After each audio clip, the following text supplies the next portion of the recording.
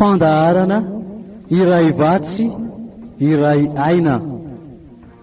Fandaharana iray vatsy iray aina.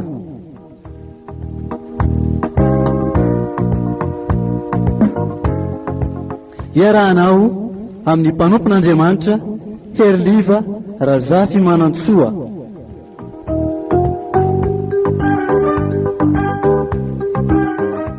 Isaky ny zoma amin'ny 4 ora sy fahefany ka hatramin'ny 5 ora sy fahefany eto amin'ny radio Vaovao Mahasoa.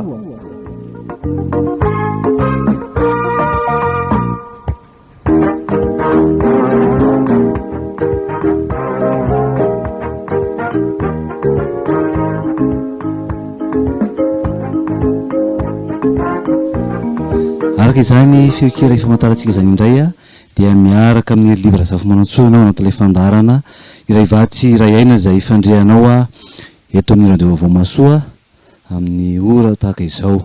Dia faly miarabanao mianaran'ny tompo ary dia manonona ny fiadanany ho aminao so amin'ny ankonanao izay mandray hatrany izao onjam-peo izao. Amin'ity anio ity dia hijery resaka lohahevitra hafa indray isika izay inoko fa mety ahalinanao zany fa milohan'izany dia anaraka hira raisika aloha hira raisitsika ao amin'ny rakira firana fanampiny firana fanampy fa 7-telopolo efa hainao loatra rahantsika mihira izany hira izany.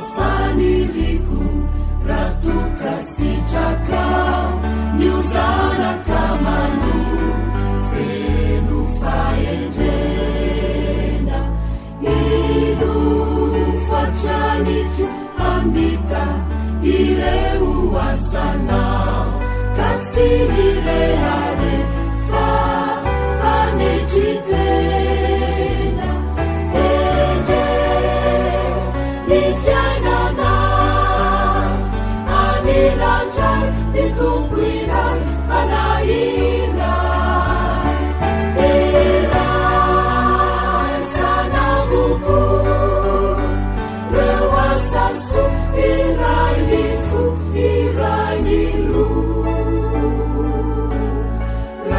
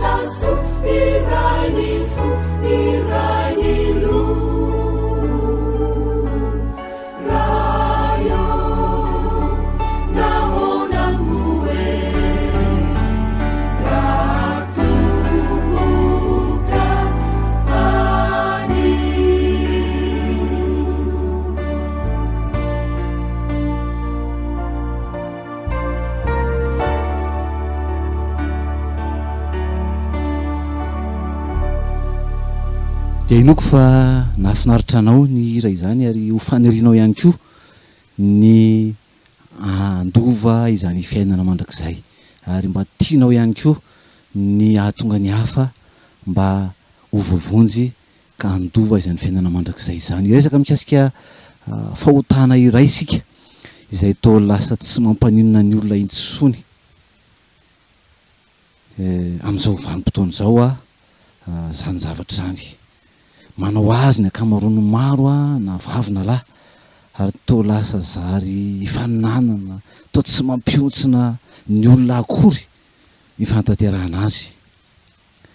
Inona ary zany ho ianao mety efa azonao an-tsaina ny tiany tompo resahana androany dia inoko fa alinanao zany ary ahafahanao maka izay lesona tiany tompo resahana amin'izay satria amin'ny fotoana tahaka an'izao tokoa dia manana izay ambara amin'ny tsirairay avy Andriamanitra ary indrindrandrindra moa hoe isika amin'ny mahazanak'Andriamanitra antsika dia tian'Andriamanitra hiaina ao anatin'ny fahatsarana tsy tebiteby amin'ny zavatra tsy tokony hoe hitebitebena zany fa mba ho afaka amin'izay tokony hanafaka atsika.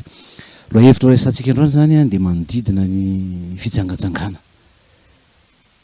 Asa raha efa tao an-tsainao zay fijangajangana.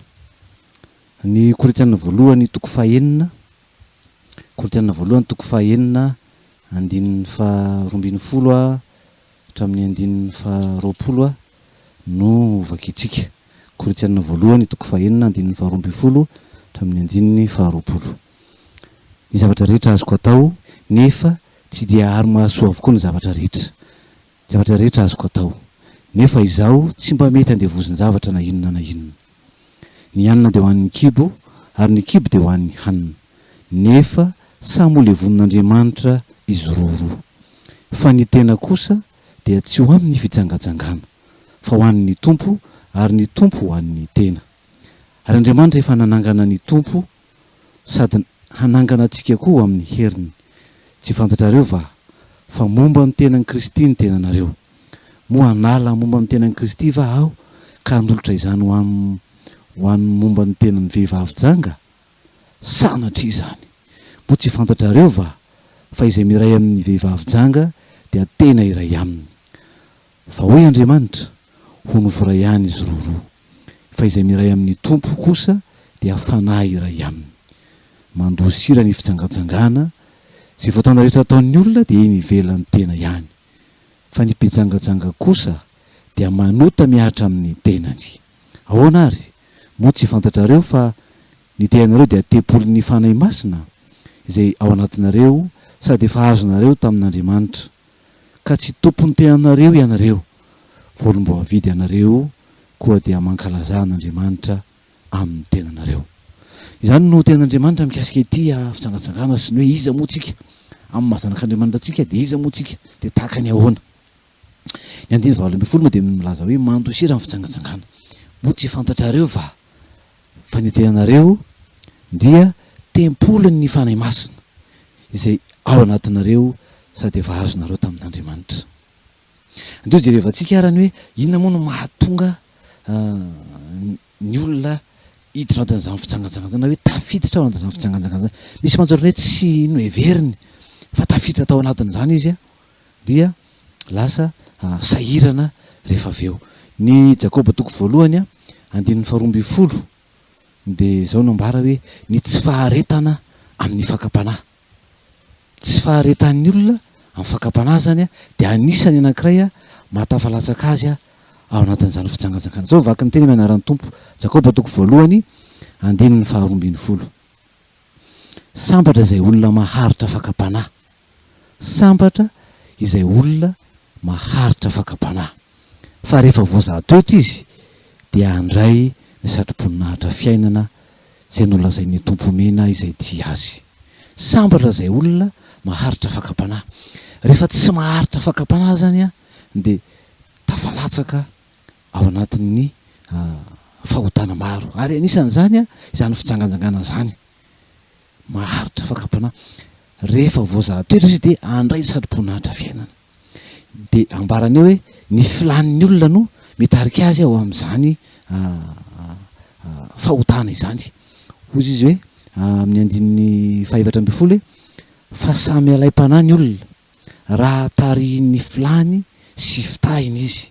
Zany le filan'ny olona zany le misy filana ny olona filana aranofo atao hoe filana araka an'izany hoe filana aranofo zany a, de zay filana aranofony zay no mitarika azy ao amin'izany fitsangatsangana izany hoe io zay moa natonga ny Paoly Apôstôly any amin'ny Korinthianina voalohany 7 hoe noho ny amin'ny fitsangatsangana de aleo samy anana amin'ny vadiny avy ny olona, na ny vavy na ny lahy, zany hoe mba tsy hitsangatsangana no ilay filana ao anatiny, de any raha manambady izy de any amin'ny vadiny izy no manatanteraka an'izay filana aranofo zay zany. Zany hoe le filana aranofo. De io filana io zany no mitarika ny olona hitsangatsangana. Misy fakapana zany mety misy vehivavy na misy lehilahy mahafinaritra azy de manaitra azy de efa manambady azy izy de mety hoe voatarika noho zay filana zay tsy toeriny. Za moa no Petera voalohany 5 de miteny zany hoe toero izy, zany hoe tena mila manohitra mba ahafahana maharesy, tsy hoe anaiko resy zany fa mila manohitra. Zay zany hoe misy fakapanahy be deaibe misarika ny olona, ary anisan'ny fakapanahy mahalavony maro no ny vavy na ny lahy de ity fitsangatsangana ity.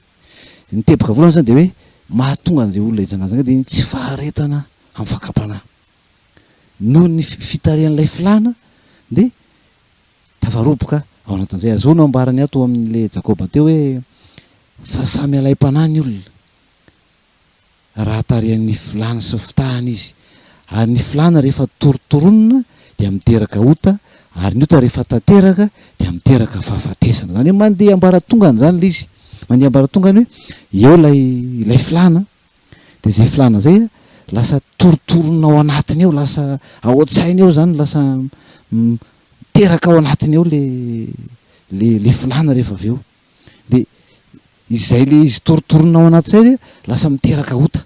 Efa zay le moa nataon'ny tompo hoe tsy hoe rehefa miray amin'ny any ianao, miray amin'ny vehivavy ianao na miray amin'ny lehilahy vao hoe atao hoe nitsangatsanga, fa raha vao ao-tsainao fotsiny ianao nefa mieritreritra ilan'izany olona zany de zay le hoe torotorona ao anaty, zay de efa miteraka fahotana sady fa hoe efa nitsangatsanga tao am-ponao sady ianao zany na de mbola tsy nahatanteraka an'izany hoe firaisana ranofo tamin'ilay tsy vady zay zany.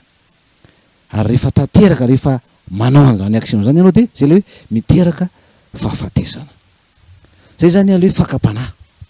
Fa ny faharoa de fahadalana tsotro zao, tena hoe misy atao hoe fitarihana de lasa manao adaladala zany zay mihitsy nambarany Saotra Masina azy manao adaladala. Vakitsika ny ohabolana 7, ohabolana 7 tena miresaka ny amin'ity hoe mananatra ny olona mba tsy mananatra ny lehilahy mba tsy ho lavo ny vehivavy tsy vadiny, izay mety hoe misarika azy, mitarika azy ho amin'izany fitsangatsangana izany. Anisan'izany moa zany ny voalohany de ny hoe vehivavy misavika lehilahy, vehivavy misavika lehilahy. Hitantsika tonga ao an-tsaina amin'izany ny tantarany le vehivavy anankiray ilay vadin'ilay tandapa Egyptiana, vadin'ny Potifara izay tsy naharitra ny fahatanorana sy ny ahatsara tarehin'ny Josefa, ilay namidy ho andevo, namidin-drahalahy ho andevo tany aminy, nandevo tamin'ny Egyptiana Potifara zany de nanompo any Potifara mianakavy tao izy ary manana ny ahatsara tarehy azy sy ny fahatanorany de tsy naharitra ity ramotovadin'ny Potifara ity ary nikasany isavika anolana any Josefa zany amin'ny Genesis 7:7 moa zany 7:12 miresaka an'izany hoe tantara ny vadin'ny Potifara sy Josefa izany. Ary nataon'i Josefa moa tamin'izany de nandositra mihitsy, rehefa nisafiany tazominy tamin'ny akanjony de navelany teo ny akanjo fa lasa izy nandositra. Zay le ary amin'ny Korinthianina voalohany 1 hoe mandosirana ny fijangajangana zany andosirana mihitsy izy zany fa tsy sangisangina fa andosirana satria ao le filana zany a izay misarika anao ho am'izany zavatra zany nefany a ianao tsy mahazo manao an'izany afa-tsy any am'vadinao ihany de mila mandositra mila miaro teny ianao zany fa tsy misangisangy an'izany a zavatra izany zay tsika fahadalantsora hoe vehivavy misavika lehilahy zany eto amin'ity ohabolana toko fafito ohabolana toko fahenina zafady ohabolana toko fahenina andininy fa 5 de zao no ambaran'ny soratra masina ny am'izany ohabolana toko fahenina andininy fa 5 sany fafito ay andininy fa toko fafito ohabolana toko fafito andininy fa 5 koa dia nivoaka hitsenanao aho mba hitady fatratra ny tarehinao ka dia nahitanao tokoa zany misy vehivavy anankiray a izay tsy mahazaka ny tsy maheo an'ny vadiny azy zay moa ny fambarasotro masina hoe aza misara-pandrina enda zany hoe tokony tsy izy fisara fa ny vadiny zany eto amin'ny teatarity hoe le vady le ramatoa andeha tsy eo atoerana tsy eo tokantrano fa mety mamita hiraka na mamita asa de ao anatin'izay le fotoana zay le vehivavy ty de tsy mahatombona ao an-tranony fa lasa mitady lehilahy mba anana firaisana aminy zany andininy fa 5 fa tsy ao an-trano ny lehilahy fa lasa ny vahiny lavitra izy ny kitapom-bola dia nety ny any an-tanany ka tsy mbola ody izy mandra-pahafeno ny volana zany le vao tsy ao an-trano fotsiny le lehilahy de fa mirongatra any anatiny ilay filana ilay fakapana zany tena mampatonga ny olona tafalatsika anaty fanjakana zany de misy anankiray koa tsy hoe vehivavy tsy mahazaka tsy mahafetena ny am'izany filana izany fa tena lasa mandeha mitady lehilahy mihitsy zany mba anaovany an'izany firaisana ranosy zany de vakitsika ny 10 amin'ity ohabolana toko fafito ty de aindrony izy vehivavy nitsena azy sady manao fitafian'ny janga no mifetsy-ampo sady favana no maditra tsy nahajanonao an-trano ny tongony fa vetivety mbiany an-dalambe izy ary vetivety mbiany tsena ary mamitsaka eny anjoro-trano rehetreny izy ka de misavika ilay tovolahy izy ka nanoroka azy sady nisolasolana taminy ka nilaza hoe efa nivoady anatitra fa anaty-pihavanana aho ary androany no anefako ny voadiko tena mampalahelo hoe marina hoe fahitatsika betsaka de hoe ny lehilahy no manao an'izany fahatalana zany fa etso eto amin'ny teatara ty de vehivavy tena tsy mahazaka ny hoe tsy ao an-trano ny vady de lasa andeha hitady lehilahy mandehandeha tsy mahatombona ao an-trano nozy izy fa lasa izy mandehandeha eny an-tsena mandehandeha eny an-dalambe mamitsaka eny anjoro-trano rehetra eny de nisavika lehilahy izay efa mety nitsiritiny efa ela angamba ny fahadalana tsy le hoe fahadalana tsotrotro zany amty obolana toko fafito ty hoe vehivavy misavika lehilahy vehivavy manambady fa tsy ao an-trano ny vadiny vehivavy tsy mahatombona fa tena hoe maimay mandrakariva ka mitady lehilahy eo koa zany ny vehivavy manao fitadiavam-bola an'izany atao hoe eo amin'ny fiainana zany zany hoe misy lehilahy iveriny hoe manam-bola nahitany hoe manam-bola de izy mety hoe sahirakirana mety ho mpiara-miasa mety olona fantany fotsiny de ataony fitadiavam-bola zany hoe fivarotan-tena mihitsy zany le izy ahafahana mahazo vola ny ohabolana toko fahenina andininy fa 20 de miresaka an'izay ihany koa ohabolana toko fahenina andininy fa 20 fa noho ny vehivavy mpijangajanga no mila tsy hananany lehilahy sombomofo fa noho ny vehivavy mpijangajanga no mila tsy anana ny lehilahy isombofo zany hoe no io le vehivavy io zany de tsy manana tanjona fa tsy ny aka ny volan'le lehilahy.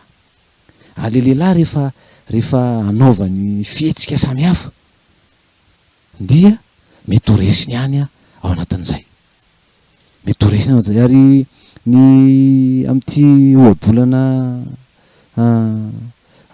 foko fahadimy nge jerevantsika ohabolana toko fahadimy hoe tena noho ny fihetsiky ny vehivavy zany izay tena manao zay azahoana ny lehilahy anankiray.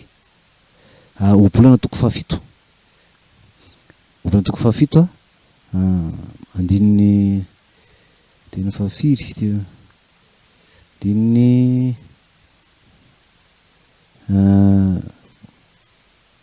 andininy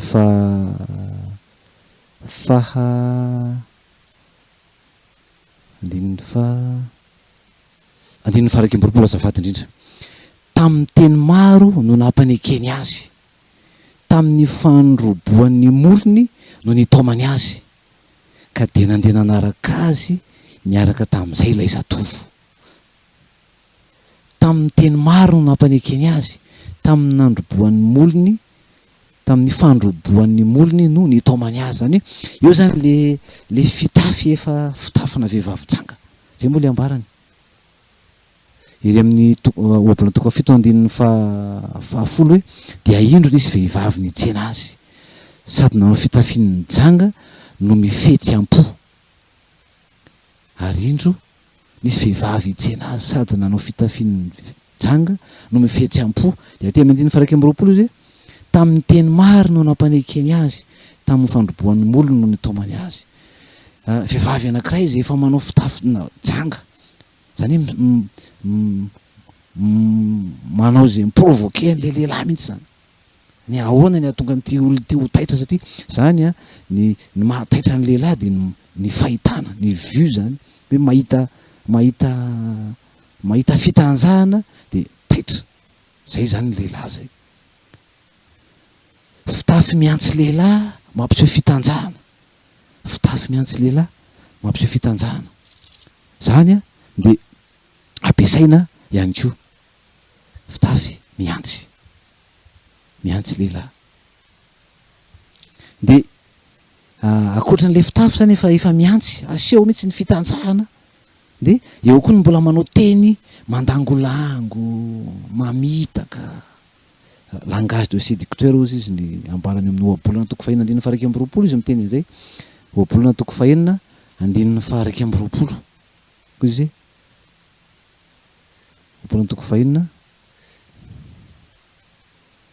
andininy fa afatory anaka tandremo ny didindrainao ary aza mahafo ny lalandreninao, afatory amin'ny fono mandrakariva ireo ary afezo ambozonao. Raha mandeha ianao de hitaridalanao ireo, raha mandry ianao de hiambina anao, ary raha mifoy ianao de ambela ny eritreritrao. Zany hoe de eto zany ny ambarana eto amin'ny andininy fahaefatra amby roapolo azafady, hiarovanao anao amin'ny vehivavy ratsy fanahy ary amin'ny fandroboan'ny lelany ny vahiny, amin'ny lelan'ny vahiny janga. Aoka ny fonao tsy haniriny tsara tarehiny, aroka tsy ahazo anao amin'ny odi-masony izy. Eo zany ny fiseho ivelany, eo ny fitenenana, eo ny fomba fandangolaona amitahana, de hoe am'izay hoe langage de séducteur zay ataon'ny vehivavy. Tamin'ny teny maro no nampanekeny azy, tamin'ny fandroboan'ny molony no nitaomany azy izy ohabolana toko fahafito andininy faraika amby roapolo. Misy zany zay le hoe fahadalan'ny vehivavy tsotro zao. Ny lehilahy de hoe noho zay fahitana maso, ny masony azy no manaitra azy.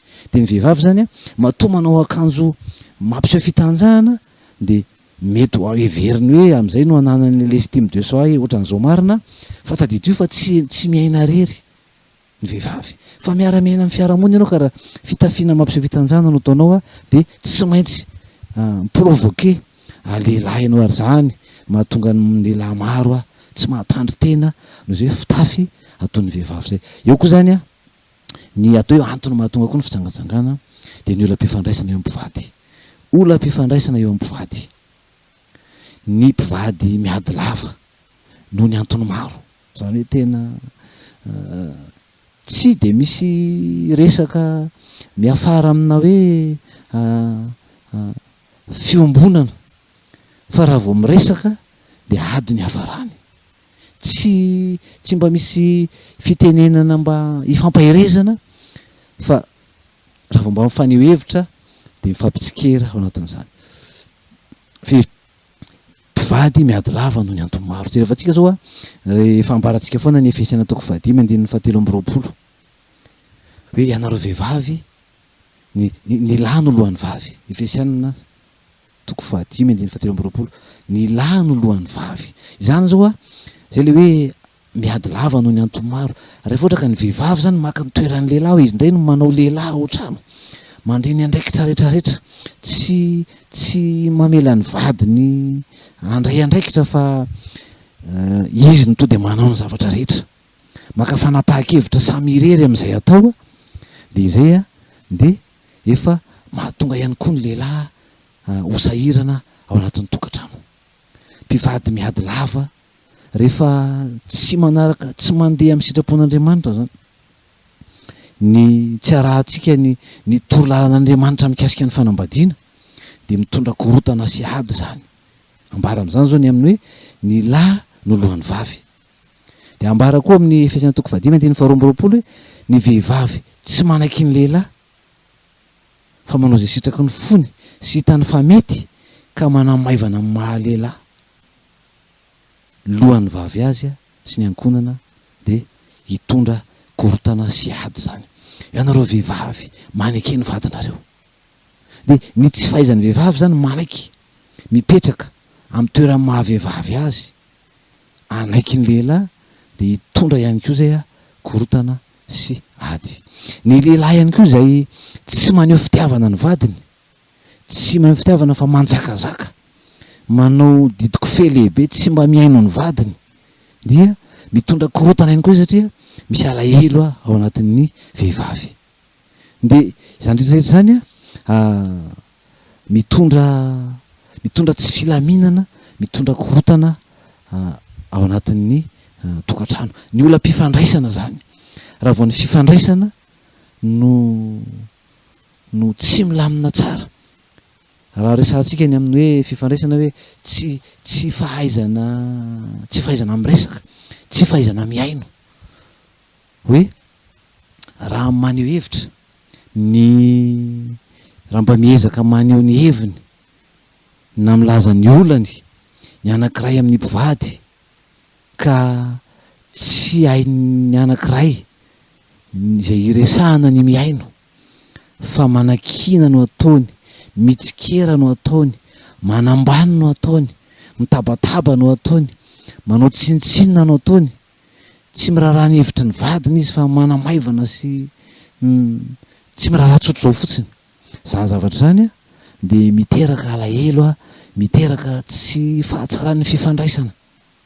De rehefa tsy ampy ny resaka, rehefa tsy ampy ny fifampiresahana, na ihany koa hoe rehefa ratsy ny fifampiresahana dia hiteraka alahelo, hiteraka ratrapoa, de olan'ny fifandraisana zay de rehefa tsy tsara, rehefa tsy mahafinaritra ao an-trano de hitanao am'izany hoe lasa manosika ny anankiray zany na ny anankiroa mihitsy lasa te hivoaka ny ivelan'ny trano, fa tsy maintsy hatsaraina ny fifandraisana ao anatin'ny tokana. Efa zany nyresantsika betsaka mihitsy ny amin'ny resaka hoe fahaizana miaino zany, sy ny hoe resaka hoe ahoana zany hoe miaino zany, satria sarobidy loatra ny fiainona, fa ny fiainona ny tsy fahaizana miaino de tena anisan'ny manimba betsaka ny fahazotoana iresaka.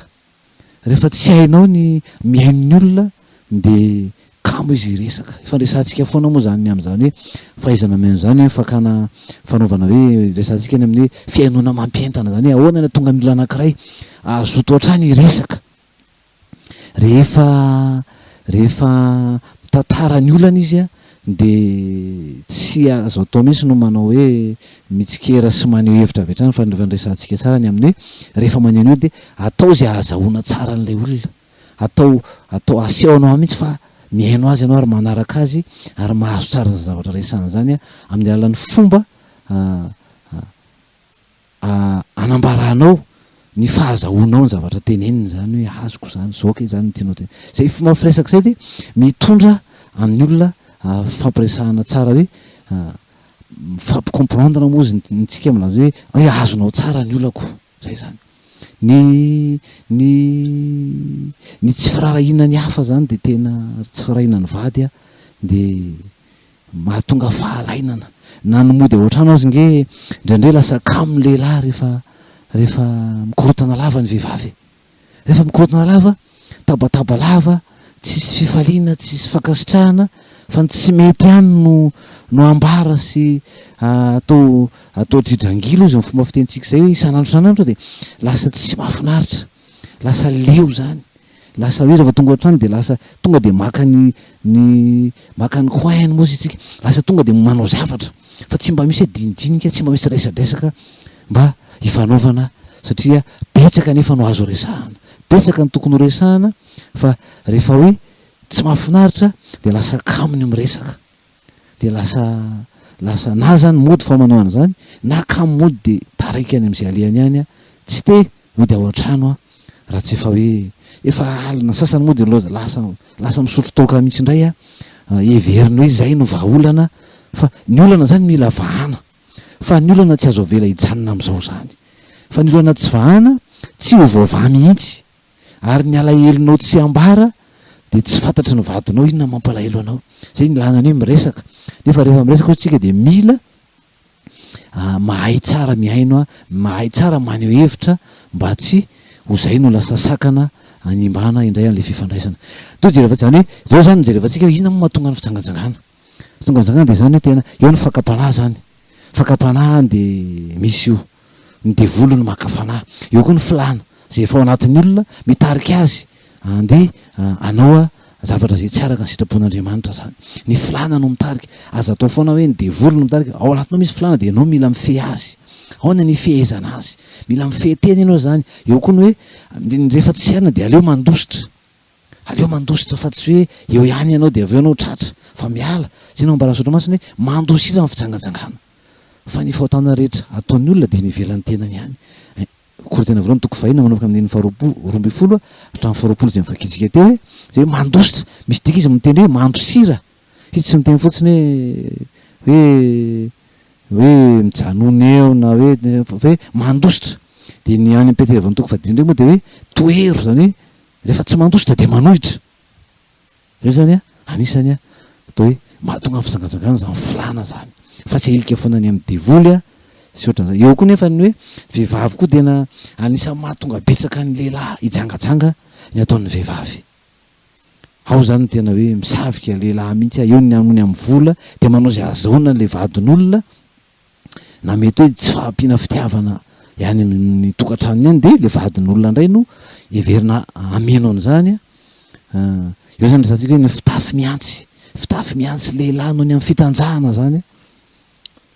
zay mahatonga mpitsangajanga anaoako fitafiana satria manao zay anairana sy amandriana ny lehilahy izy ary mampiasa teny maro izy tsika teo eo koa ny olam-pifana zany rehefa tsy milamina ny tokantrano atao zany zay ampilamina ny tokantrano fa rehefa tsy milamina ny tokantrano misy korotana lava misy tabataba lava tsy mba misy fakasitrahana de reny mitondra afozanana de sanatria mety tonga makany am'zany eo koa moa zany atao hoe ny fahakelezan-tsainao izy ny fahaizana miresaka ny fahaizana miaino ao anatin'izay raha izay ary ny ataontsika hoe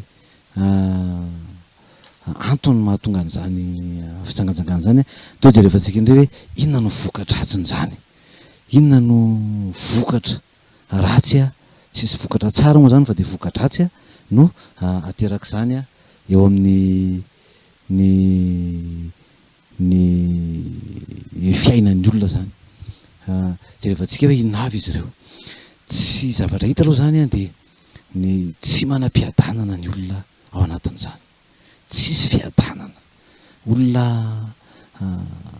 mandainga lava, olona matahotra lava. Satria zao ozy misaotra masina hoe satria eo mason'Andriamanitra avokoa izay alehanao sy ataonao, satria eo mason'Andriamanitra avokoa izay alehanao sy ataonao. Zany hoe tsisy miafina amin'Andriamanitra zany izay ataon'ny olona na hoaiza izy na hoaiza, ary na inona inona ataony dia hitan'Andriamanitra daholy. Ka noho izay a dia tsy manam-piadanana ilay olona, tsy manam-piadanana izy, tsisy fiadanana ao anatiny, fa dia lasa misy tahotra, misy aiay, misy tsy filaminana zany, tsy manam-piadanana, lasa kôdikôdy, lasa hafahafa satria matahotra noho ny hoe manao ahoana tokoa moa ty zavatra ty, tsy le lasa tsy manam-piadanana zany, lasa tsy manam-piadanana. Zay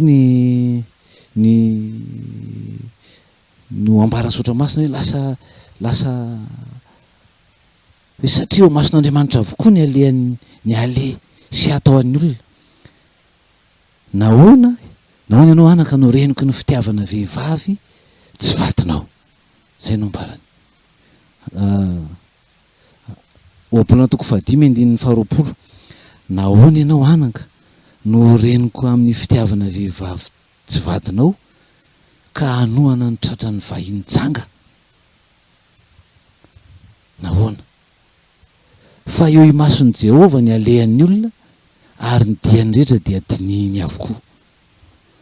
Fa eo mason'i Jehova ny alehan'ny olona ary ny diany rehetra dia dinihiny avokoa. Mitaitaina lava ozy isika, lasa mandainga, lasa mihatsara velatsy. Ary efa ambaran'ny sotra masina tamin'ilay Korinthiana voalohany telo hoe fa ny fahotana rehetra ataon'ny olona dia nivelan'ny tenany ihany.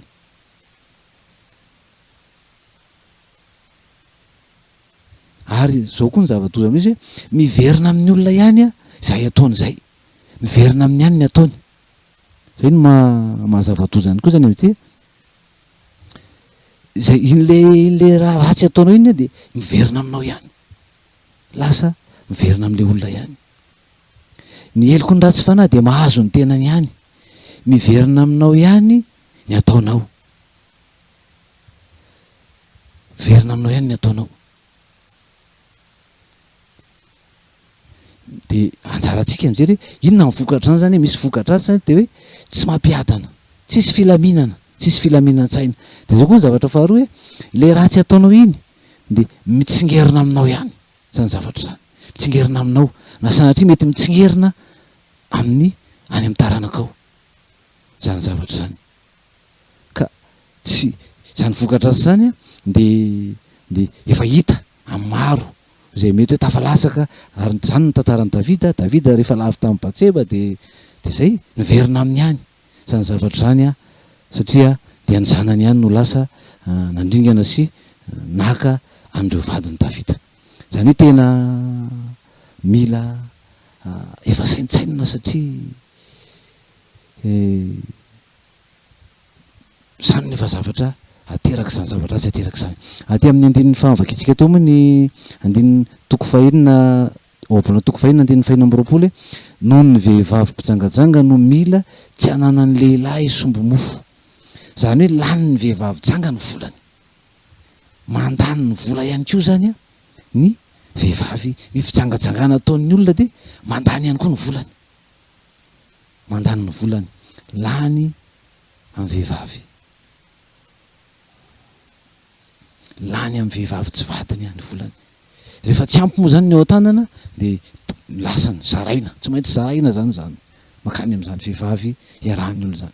Manana ambiampy moa izy a dia tsy maintsy mizara ihany koa, kanefa dia hoe raha manana venao, manana vola afaka olanina amin'izany fahadalàna zany, ianao nefa ny kristianina, ianao nefa mivavaka mandeha mamonjy fiangonana ihany hoe ampivelatra amin'ny fanjakan'Andriamanitra.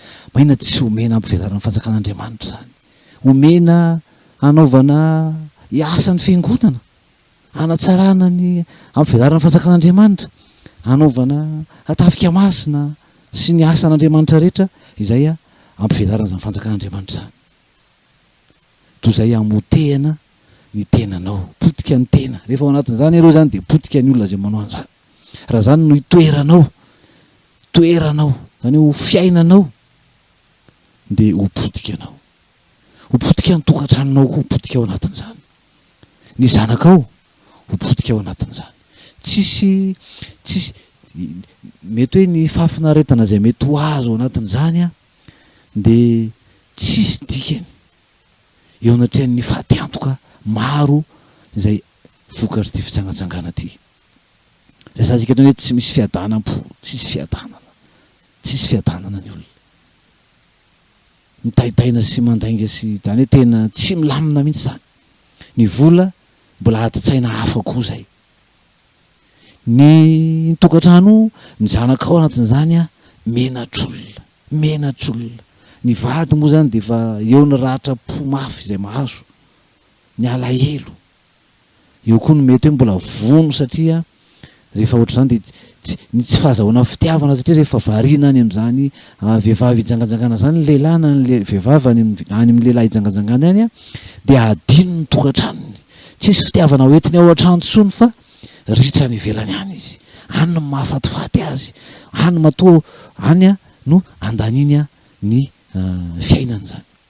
Eto amin'ity toko fahadimy ity, ohabolana toko fahadimy ity dia tena aseho amin'ny mihitsy hoe maninona no any no manao an'izany. Mpisangatsanga zany dia manamaivana ny tokantranony, manao tsinitsinina ny tokantranony, tsy rototra ny amin'ny tokantranony tsony fa variana ny ivelany any izy. Tsy mahay manao fitiavana ny ao an-trano tsony fa dia mampitondra fahoriana ny vady aman-janaka, mampitondra fahoriana.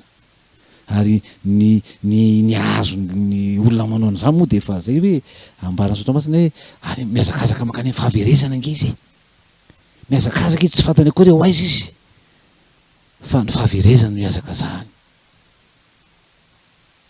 Dia ozy ny sotra masina hoe avao ny tenanao toy ny gazela miala amin'izay miazona azy, ary toy ny vorokely miala amin'ny tanan'ny mpamandrika.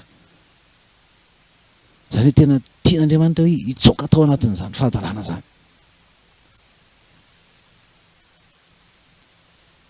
Avao ny tenanao izy izy, zany mila manavo tena tao zany. Vahaolana rehefa avy eo moa zany no resantsika fa hoe tena mampitondra henatra ny ankonony ny fitsangajangana ataon'ny ray ampivady, manala baraka an'Andriamanitra. Andriamanitra zany tena raha ohatra ka olona mitonona ho kristianina moa zany, na kristianina manao zany dia manala baraka an'Andriamanitra. Misy akana ny fidiran'ny olona amin'ny fanjakan'Andriamanitra zany satria raha zany no toetra hitan'ny olona dia ahoana moa zany hoe reny no kristianina, dia ahoana moa zany ny hoe ndeha hiditra ao anatin'izany. Zay le hoe ianao tsy miditra satria ianao tsy ho tafiditra dia ny olona ho sakananao tsy hiditra akory. Tena favoazana zany zavatra zany. Ka betsaka ny voka-dratsy ateraky ty fitsangatsangana ty, betsaka. Fa rehefa difitra ao anatiny dia minijamba ny olona, minijamba, tsy mahita ny favoazana efa mitranga sy ny mbola hitranga ao anatin'izany. Izay tsy ny tenany rery no potika fa ny manodidina azy rehetra dia potika ao anatin'izany avokoa, potika ao anatin'izany. Dia eto ambarana eto moa eto amin'ity ohabolana toko fahenina andiny fahadimy ty, avao ny tenanao hoe ianao mila resy lahatra dia mila miala tao anatin'izany. Toy dia rehefa tsika mivahaolana ary inona ny vahaolana mba tsy ho tafiditra na ny voano anatin'izany. Ny vahaolana aloha zany dia tsy misy afa-tsy tenin'Andriamanitra aloha zany ny voalohany, tenin'Andriamanitra. Ny tenin'Andriamanitra reto moa zany izy dia ambara eto amin'ity ohabolana toko fahadimy, toko fahenina, toko fahafito dia tena hoe mananatra.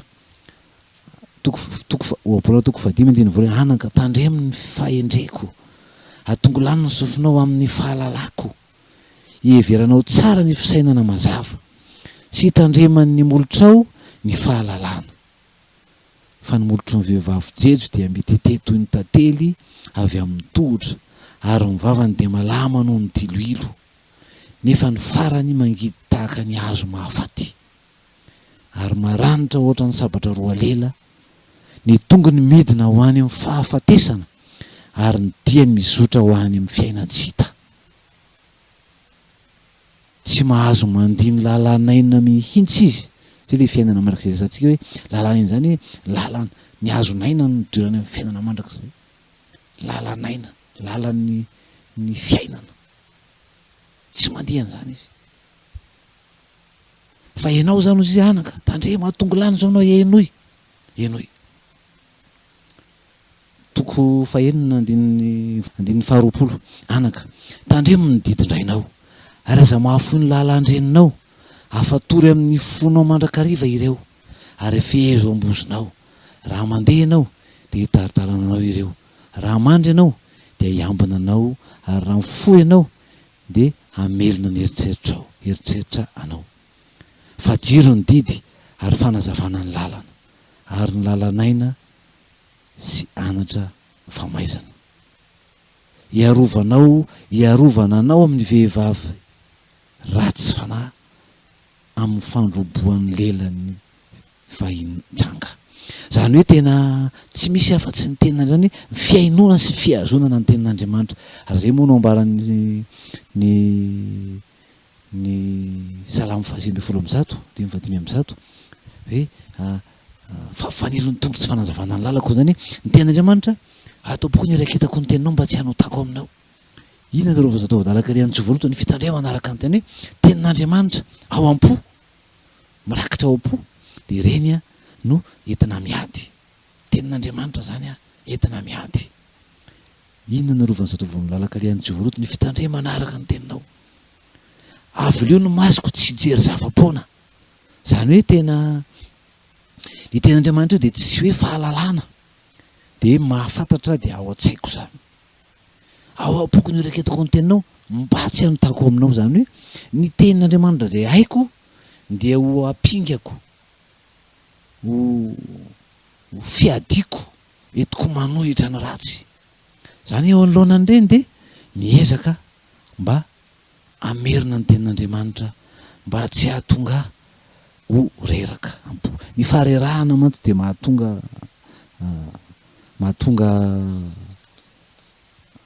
ny olona ho lasa malemy zany, lasa malemy. Ary zany no ambaran'ny tenin'Andriamanitra hoe mila mivavaka. Ny Mateo 7:20 moa zany dia miresaka an'izany Jesosy hoe miareta tory sy mivavaha ianareo mba tsy hidianareo fakapanahy. Miareta tory sy mivavaha ianareo mba tsy hidianareo fakapanahy. Dia ny tenin'Andriamanitra zany tena io zany no aroso entina miady manoloana an'izany. Dia tazonina ny tenin'Andriamanitra raha ampiasaina, fa tsy fahalalana fotsiny na fahaizana azy tsy enjery ny zava-dehibe. Sitrapon'Andriamanitra no atao. Jerevantsika ny le ohabolana toko 5 teo miverena izy amin'ny fisainana mazava.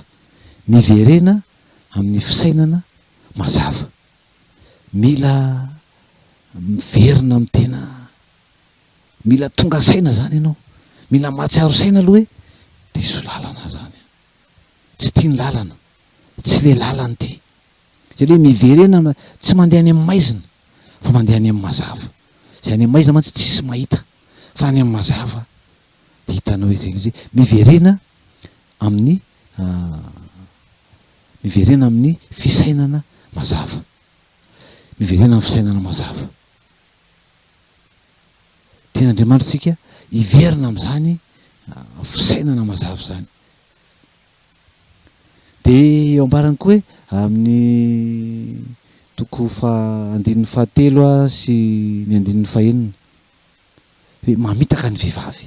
Vehivavy dia mamitaka. Dia noho n'izay famitahana izay dia mila malina tsara zany ao anatin'izany. 9 matao mihitsy mandosira, mandositra. Mila mandositra mba tsy ho resy. Mila mandositra mba tsy ho resy. ary zay manambarany am'le kolontsaina voalohany resantsika teo le hoe kolontsaina voalohany toko fahenina mandosira ny fitsangatsangana, mandosira ny fitsangatsangana. De ny ina koa ny fomba fiady ny hoe ahafahana miaro ao anatin'izany ny vady zany de ao anatin'izany no mila misitraka ny izay everina ho atao any ivelan'ny tokantrano ny mpivady. Ao amin'ny vadinao anao no mila mivoky an'izany.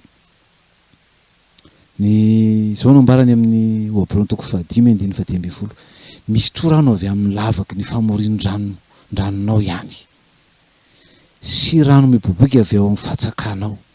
Zany le vadinao zany ny resany anatin'io hoe ao amin'ny vadinao anao no aoka higoka izay heverinao ho fahafinaretana.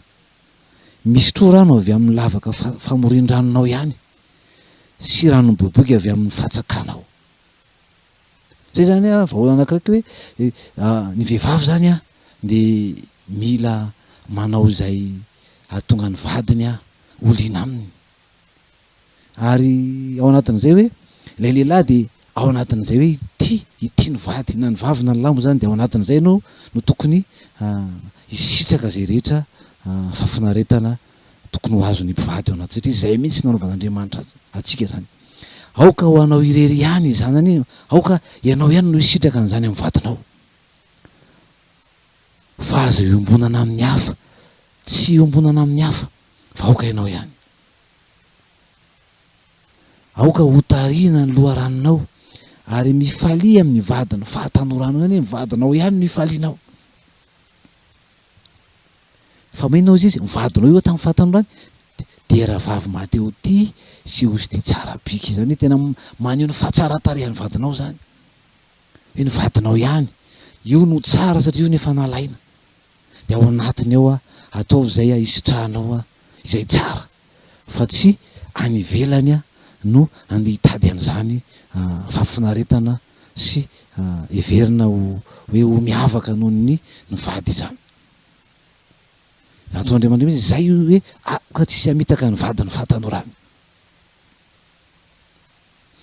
De ho an'ny vehivavy arovo ny vadinao, arovo ny vadinao.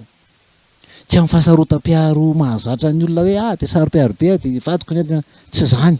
Fa ny fiarovana ny vady de zao hoe ataovy manana antoka ny fitiavany ny vadinao azy izy. Ataovy manana antoka zany ny vadinao fa tena tianao izy amin'ny ataonao. Zany hoe asehoanao mihitsy ny fitiavana azy. Fa ny fitiavanao azy zay mila asehonao isan'andro, ahatsapany fa tena mbola tia azy ianao. Na inona toetra ratsy fantatrao ny aminy, inona mety hoe zavatra tsy mahafinaritra anao amin'ny ataony de vao maika zany ary ny tokony hanosika anao maika hity azy. Satria ny fitiavana manarona fahotana maro. Ny fitiavana no any fanohitra atao hoe fiadiana tsara sy lehibe indrindra entina mihazona ny vady ao an-trano. Ary zany koa no sitrak'Andriamanitra iainantsika.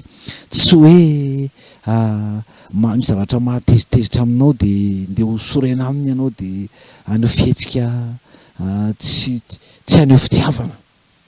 Marina fa mety misy alahelo amin'ny fotoana sasany fa tsy ino akory no hotazonina anao otro-po na anao andolo-po fa zany le hoe tsy azo atao tratry ny masoandro miletika zany fahatezeran'izany. Fa vao miletika amin'ny masoandro de mila afaka koa ny hatezerana. Zany mila resahana sy alamina mialohan'ny iletehan'ny masoandro. Zany hoe tsy tokony tsy laoka rapitso zany no tena marina. Fa raha mety misy olana de atao zay ilaminana zany, resahana zany. Inona no mampalahelo? Fa tsy hoe izay no animbana ny fifandraisana, animbana ny fiombonana, animbana izay mety hoe adidy tokony atao amin'ny vady zany. Fa mila fanehoana fitiavana mandrakariva. Tsy haneritreritra fotsiny zany hoe fanehoana fitiavana haneritreritra hoe tiako izy fa tena tafapakany aminy mihitsy. Misy akony any aminy le fitiavana zay asehonao. Zay hoe tsy le zavatra mety aminao zany fa tediavinao inona mety aminy de zay no atao. Inona moa mahafinaritra azy, inona zavatra tiany. Zay le resantsika foana am'le hoe faneho-pitiavana. Faneho-pitiavana de tsy izay mety amiko no ataoko fa izay andrasan'ny vady ko no ataoko aminy. Zay le izy hoe tena inona zavaraha iny zavatra mahafinaritra de anjaranao zany. Ny fiarovana ny vady zany de tena zany hoe aseho mandrakariva ny fitiavana. Indrindra moa zany ka hoe tena olana ny tokantrano, hoe tena tokantrano misy olana, vady manana olana, misy fahadalàna ataony de tsy misy afa-tsy ny fitiavana, aseho ny fitiavana. Misy fotoana mety hoe vizaka sy reraka fa tsy mahazo mijanona eo amin'izany, hoe vizaka reraka de tsy haneho fitiavana intsony fa maika fomba fihedina tsara indrindra zay amin'ny fitiavana zany. Inona moa no tokony atao ihany koa zany eo anatin'izany raha misy hoe tafalatsaka ao anatin'izany fitsangatsangana zany. Andriamanitra tianao ary tian'Andriamanitra ianao ho afaka ao anatin'izany. Tsy tiany ianao hiaina ao anatin'izany, tsy tiany ianao atahotra sy taintaina sy tsara velona tsy sy andainga isan'andro ao anatin'izany. Fa tian'Andriamanitra hanana fiadanana ianao, tian'Andriamanitra ianao ho afaka ho tafatsoaka ao anatin'izany lavaka mangitsikitsoka misy anao zany. Tian'Andriamanitra ho tafatsoaka atao ianao. Zay nambarany amin'ity Obra toko 5:5 ty, avao ny tenanao toy ny gazela miala amin'izay mihazona azy. Zany hoe raha misy hoe taka ny vorokely ozy izy amin'ny 5 ary toy ny vorokely miala amin'ny tana amin'ny mpamandrika, zany hoe toy ireny vorokely voafandrika ireny ianao de to tsy afa miala satria voafandrika. Na toy ny gazela ozy eo amin'izay mihazona azy. Any ataonao zay ahafahanao tao, mila anao zany, mila hery miala amin'izany hoe fanapahan-kevitra hoe miala tato aho fa tsy mahasoa aty, tsy sitrak'Andriamanitra ty misy anaty fa Andriamanitra tia. Andriamanitra te hanala ao anatin'izao, te ampiverina indray ny fiadanam-poko, ny fiadanako, te ampilamina indray ny tokantranoko. Ary zay tian'Andriamanitra indrindra araka nambarantsika tamin'ity Obra toko 5 ty de hoe any amin'ny vady no hanaovana zay heverinao fa ataonao any ivelany any amin'ny vady no antanterahana an'izany fa tsy any ivelany. Atao zay ilaminana zany any anatin'ny tokantrano, atao zay ampirindra an'izany anatin'ny tokantrano fa tsy any ivelany. Zay moa no ataony amin'ny toko 5:7 hoe aoka ho tahina ny loharanonao ary mifalia amin'ny vadiny fahatanoranao. Fa de raha vavy maty eo ty sy osy ty tsara bika izy de aoka ny tratrany no ahafeny fifalinanao mandrakariva, aroka hafeny firavoravona lalandava amin'ny fitiavany ianao. Nahoana ianao anaka no reniko amin'ny fitiavan'ny vehivavy tsy vadinao ka hanohana ny tratran'ny vehivavy tsanga. Zany no teny tompo aminao hoe nahoana no reniko any ivelany any ianao, nahoana no hanohana ny tratran'ny vehivavy tsanga ianao. Fa sitraky ny tompo ianao iverina any anivon'ny tokantranao ary anapaka zay mety ho fifandraisana tsy madio any ivelan'ny tokantrano. Tsy mahasoa anao zany, tsy mahasoa ny tokantranonao zany, tsy mahasoa ny fiainam-panahinao zany, tsy mahasoa ny hoavinao zany, fa hitondra mampiazakazaka anao any amin'ny tsy tokony hisy anao. Ozy ny toko 5 Obra toko 5:12 de nahoana hoe ianao, nahoana re no nankahala famaizana ary nahoana no naniratsira fananarana ny foko ka tsy ny aino ny feon'ny mpanoro hevitra ary tsy nanongilana ny sofiko iaino ny mpampianatra. Efa sika azo ny ratsy rehetra tao amin'ny fiangonana sy ny fivoriana ka dia hitoloka ianao any aparany raha mialevona ny nofinao sy ny tenanao. Zao ary tapaony hevitra de miala tao ihany no mety raha tianao ny anam-piadanana, tianao ny ampilamina indray ampitondra fifaliana ny tokantranonao, ny vadinao, ny zanakao. Ary raha tianao ny hitahian'Andriamanitra ny ankonanao, hitahian'Andriamanitra ny asanao, ahatonga anao tsy sambotra fa ananamby de tian'Andriamanitra mitsoahana anatin'izany. Tapoany hevitra ary de verena amin'ny tompo fa izay no mahatsara anao indrindra ao anatin'ny fanarahanao dia azy. De Andriamanitra ny asa ao anatinao, ahatonga anao anana fiadanana ho tafatsoaka eny amin'ny izay namandrika anao ka nahatonga anao ho lavo tao anatin'izany. De izay no fiarahantsika androany. Tompo ameno ny fonao, tompo ny fanahany ny asa ao anatinao ka ahatonga anao anana fanapa-kevitra tsara, hiaro ny tenanao, hiaro ny vadinao, hitsoaka ao anatin'izay mety ho fandrika na azonao ndeha hivavaka isika. Andriamanitra misaotrany amin'ny fitiavanao, misaotrany amin'ny teninao fa hainao any mahazoazo ny teninao. Ny teninao dia mahitsy fa tsy sitraka ao ny afatesany ratsy fanahy, fa ny alany amin'ny elony mba ho velona izy.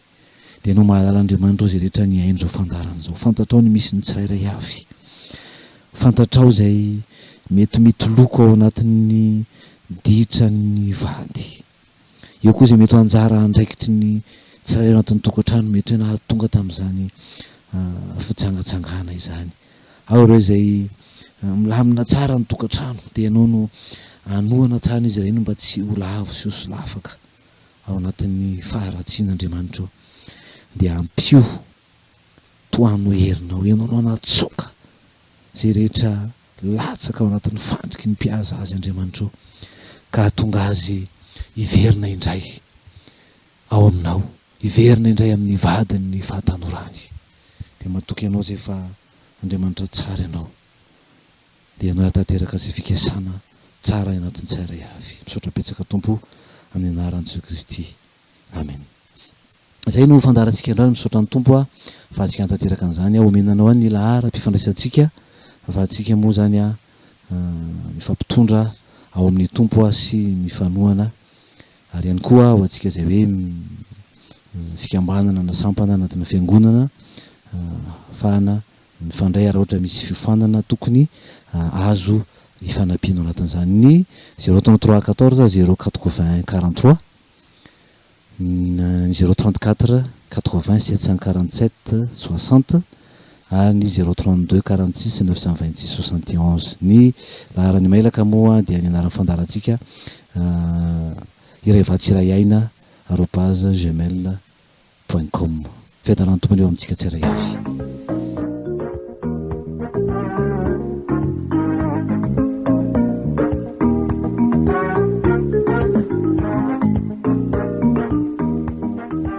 Fandaharana iray vatsy iray aina.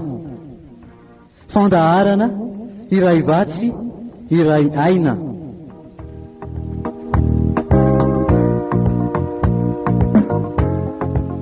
Iarahanao amin'ny mpanompon'Andriamanitra Herliva Razafy Manantsoa.